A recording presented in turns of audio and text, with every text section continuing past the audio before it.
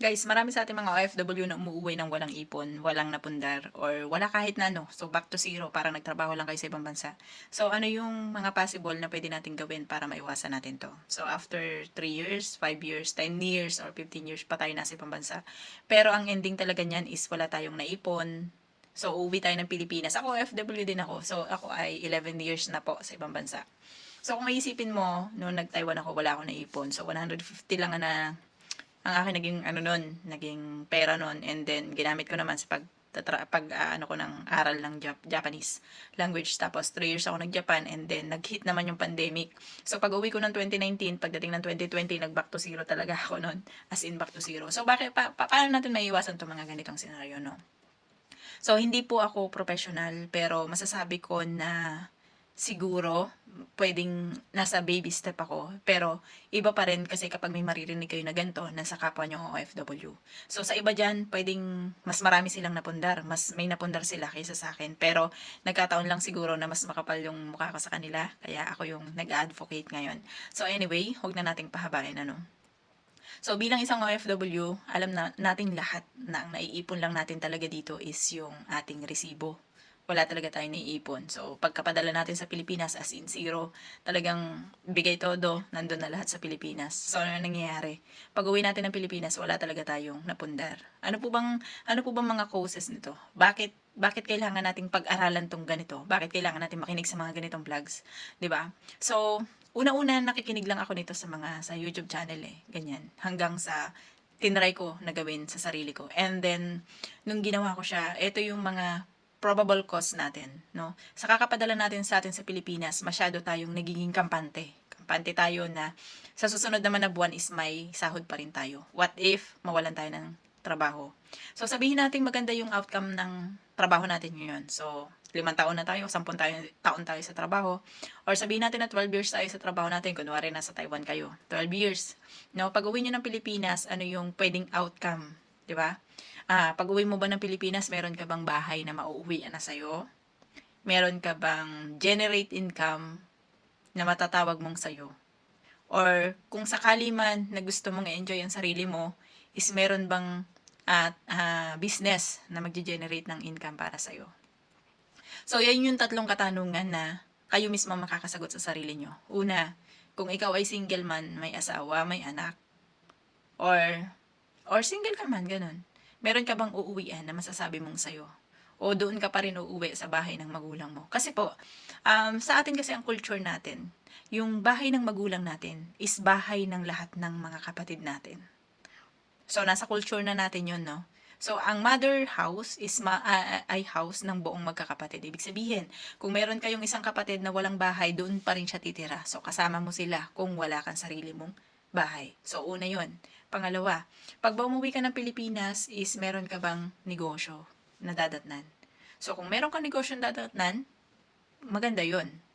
Pero yun bang negosyo na dadatnan mo is kaya niyang ano yung pambayad mo ng kuryente, pambayad mo ng tubig, pang-araw-araw mong pagkain, na hindi ka mag-iisip na, ala, kailangan ko palang magtrabaho ulit kasi wala na pala akong pera, wala pala akong, hindi pala sapat para sa medical ko, hindi pala sapat para sa ganito, hindi pala sapat para sa ganyan. So, yan yung mga questions na pagtanda natin, pag umuwi na tayo, nag-for good tayo sa Pilipinas, is alam natin na mai-encounter natin siya.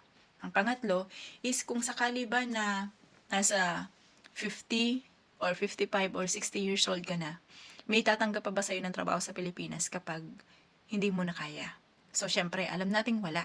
Meron tatanggap sa atin pero sa bukid. Yun yung literal. Sa bukid ang tatanggap sa atin ng trabaho. Now, bilang ikaw ay elder na, so ano mangyayari sa'yo? So, magiging burden ka ng iyong mga anak. So, kung ikay magpapagamot, ibibigay nila yung pampagamot mo, ibibigay nila yung pangkain mo, ibibigay nila lahat ng needs mo. So, ano mangyayari? Ito yung culture natin kasi sa atin sa Pilipinas 'Di ba? Ang culture natin sa Pilipinas, kung ikaw ay elder, yung mas bata sa'yo ang magbibigay sa'yo para may pangkain ka. So, sa atin pa lang na nandito sa ibang bansa ngayon, medyo bata-bata pa naman tayo, no? Sa atin pa lang, baguhin na natin yung cycle na to. Baguhin na natin na yung parang hihingi tayo para doon sa mas bata sa atin. Kasi kung hihingi tayo sa kanila, ang magiging return nun, pagtanda nila, hindi rin sila makakaipon. Kasi humingi tayo sa kanila eh. Hindi sila makakaipon para sa kanilang sarili, kaya ang mangyayari nun, ay yung mga anak nila, ganun din, hihingan lang din nila pagtanda nila. So sa atin palang baliin na natin yung cycle na yun. 'Di ba? So yun yung goal natin ngayon as OFW, baliin natin yung cycle. At sa pamilya naman natin ng mga OFW, 'di ba? Sa pamilya naman natin, I do hope na kayo dyan, tulungan nyo kaming mga OFW. Hindi porke sa isang pamilya merong OFW, kanya na lahat ng gastos. Kapag merong medical para sa magulang nyo, siya lang ang sasagot. Pag sa pagkain, siya lang. Sa budget, siya lang. Lahat siya lang. 'Di ba? Kawawa yung OFW, imbis na makakapundar siya para sa sarili niya, hindi niya magawa. Bakit? Kasi ang daming nakaasa sa kanya. At tayo din namang mga OFW, wag din natin siyang i-tolerate. So magtira din tayo sa sarili natin. Alam natin na meron tayong culture na ganun sa atin, na yung family natin is family talaga siya eh. Kung baga, kawawa naman sila kung hindi natin sila padadalhan, 'di ba? Hindi ko naman sinabing huwag niyong padalhan kasi ako nagpapadala din naman ako sa nanay at tatay ko. So, meron din akong ganun. Pero, isinet aside ko kaagad lagi na kailangan meron akong konti para sa akin na matatabi sa sarili ko. Konti, kaperanggot, kumbaga. Kahit punit lang yan, pag tumagal yung panahon, malaki rin yan. So, ang ginawa ko nga, sabi ko nga sa mga nanonood na iba kong vlogs, diba? Ang ginawa ko nga is, nag-invest ako ng bahay. Excuse me.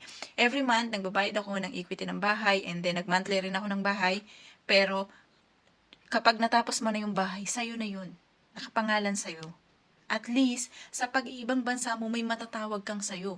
So, habang nasa ibang bansa ka, nandyan si bahay, paupahan mo.